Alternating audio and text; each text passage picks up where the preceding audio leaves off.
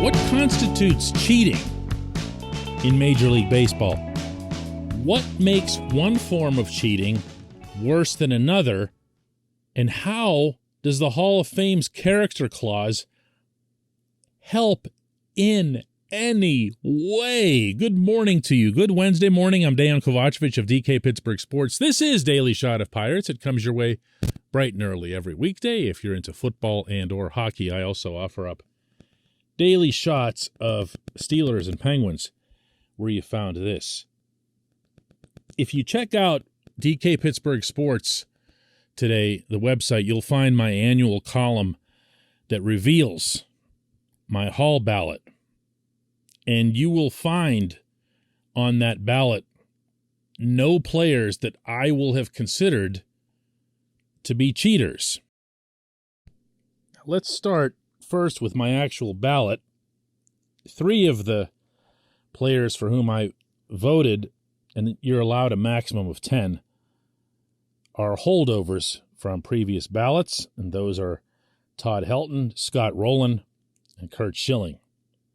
The one new player on my ballot is David Ortiz, and Ortiz is going to end up being a lightning rod because the way the votes are starting to stack up, and there's a lot of ballots that do get revealed early, meaning before the January 26th formal presentation by the Hall, it looks like Ortiz is going to be the only guy that gets voted in. So what's going to end up happening is everyone's going to be, how can you vote for Ortiz when he allegedly failed a steroid test in 2003 while you're contributing to keeping out Barry Bonds, Roger Clemens, Sammy Sosa, Alex Rodriguez, and all the rest of the guys on there who are known to have used steroids and performance-enhancing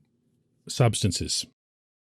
The difference here, based on the research that I've done, is clear, and that's that Ortiz's case was never close to being verified, meaning there's no evidence whatsoever that his test even existed.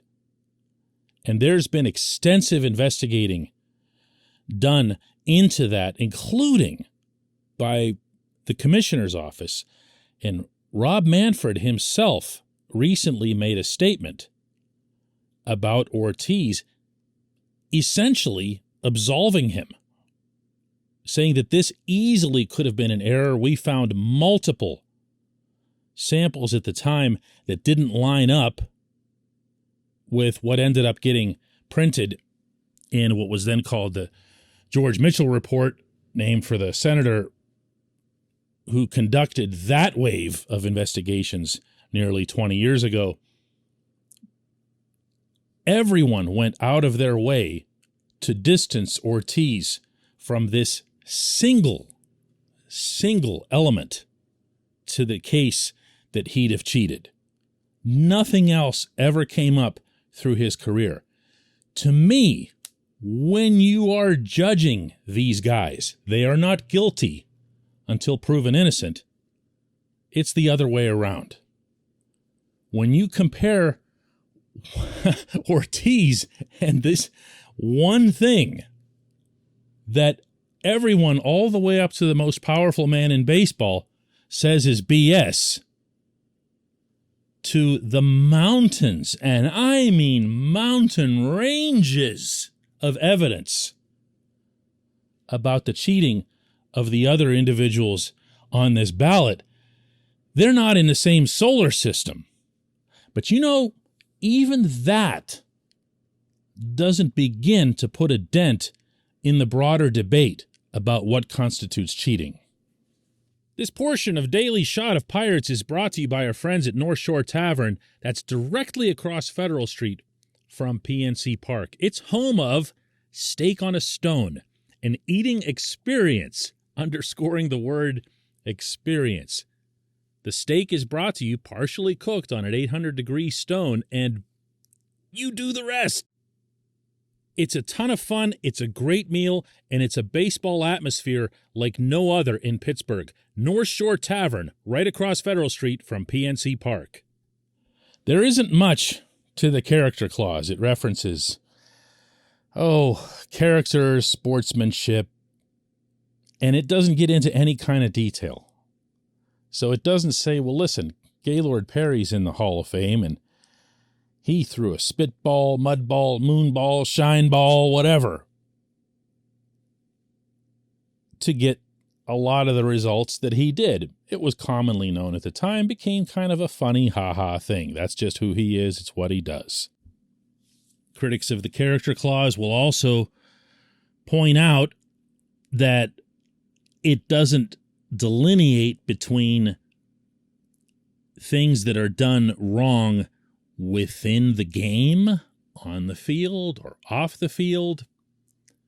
You can look, I suppose, at precedents like Pete Rose and his gambling and his being banned from baseball, but Rose never made it onto a hall ballot. So it's hard to argue even there that the character clause applies to Rose, since it never came to that. No one's ever had a chance to vote or not vote for Rose. So what do you do with the thing? Well, I can only speak for myself. I'm one voter, and I don't look across the aisle and try to cheat off someone else's papers when I do it. Yeah, precedent does matter, but not all that much. The character clause, and in fact the entire voting guidelines, have remained exactly the same since the very first class of 1936, meaning the one, of course, that had Honus Wagner and some other guy named Babe Ruth get voted in. It's never changed. Never changed. So you can look at that and say, okay, well, what's been done in the past, but also you have to understand that not all of the conditions from the past apply to the more recent past or to the present. The steroids era has people, fans, according to polls, pretty much split right down the middle. You'll see that everywhere. It's 50-50. Should the guy get in? Should his record count? Should Bonds be considered the home run king over the truly great and honorable Hank Aaron? Should you look at the fact that Hank Aaron and guys in the 70s used greenies and amphetamines to, get themselves all hyped up for the game? Was that cheating? Was it against the rules? When did it stop being or start being against the rules? These things, you can do this into oblivion. As I see it, based on intensive research, and I'm talking about volumes of stuff that I've read,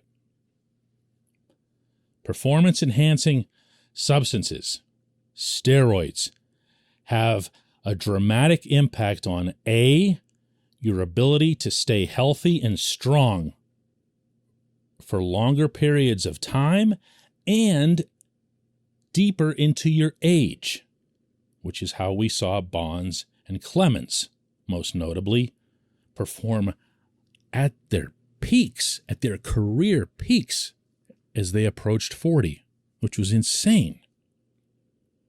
And of course, unnatural. And when I look at Bonds in particular and see that he ended up breaking the game's most hallowed record, American sports' most hallowed record, by topping Aaron's home runs, that's a direct impact on the game. That's a direct assault on the game. That's not moonball, shine ball, greenies, and whatever. Getting up for the game isn't going to help you much. Amphetamines or whatever, as you get into your late 30s. It's not going to impact your performance. It's not going to allow you to swing a bat that's, that could just as well be a toothpick and poke the ball over a 450-foot fence. Nor, on the mound, have the same impact for a pitcher. There's cheating, with all caps, and then there's cheating. If you ask me what I would prefer out of this whole scenario, I've spoken and written this for years. Get rid of the character clause. Let the Hall of Fame and Major League Baseball, who work together and who are the only ones who could get rid of the character clause, go right ahead and do so, and then they can play judge and jury and everything else that people accuse the writers of doing. But you know what? They haven't done that. They haven't taken the clause out. They do leave it in the writers' hands because I think they just want to let the writers take the heat for everything. Okay, fine. Doesn't bother me at all. I'm going to follow the guidelines as they are. If they had dropped the character clause this year, I would have voted for Bonds and Clemens and Sosa and A-Rod and everyone else on that list who cheated. Why? Because I'd have had no reason not to. But you know what? They left it in. When we come back, just one question.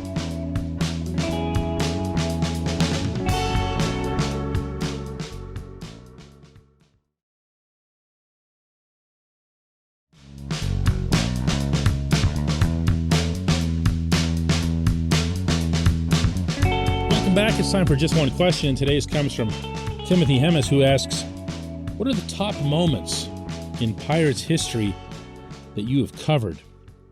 This, Tim, is a difficult question to ask for a couple of reasons. One is the painfully obvious that there haven't been that many in the time that I've been covering the team, that beginning with the start of the 2005 season. There hasn't been a whole lot there. Teams made the playoffs, of course, in only 3 years, had a winning record in only 4 years. Not a lot to say or to write about, and it's very easy to point to the obvious blackout game and just call it a day. The blackout game, in fact, remains the top thing of any kind that I've covered when it comes to an emotional experience type standpoint. And understand, please, that I cover all three Pittsburgh teams, and just a couple nights ago, I got to cover Ben Roethlisberger's farewell game at Heinz Field, and that was an amazing scene. But there's only one blackout. The passion that went into that, the people with their families and fathers and grandparents and in tears that their favorite franchise was finally competent again after 20 years of losing, that can't be topped. At least not from what's already happened. I'm sure it can be topped again someday by some team or other. So I don't have a real long list. I have great individual games and comebacks and things like that. But to be honest with you, the next thing that comes on my list is not something that I covered, but I just went and bought a ticket, and that was the opening of PNC Park. I was a season ticket holder back then. And when I say season ticket holder, I don't mean screwing around. I was all 81 home games. This was my way of taking a breather from the Penguins and Steelers, who I was covering for the Post-Gazette at the time. Primarily Penguins, but I would also do Steelers opponents for the games that they played. So every team I was around, I had to be professional and all that other stuff. With the Pirates, I could just go and have fun. It was my way of, still being a sports fan or whatever.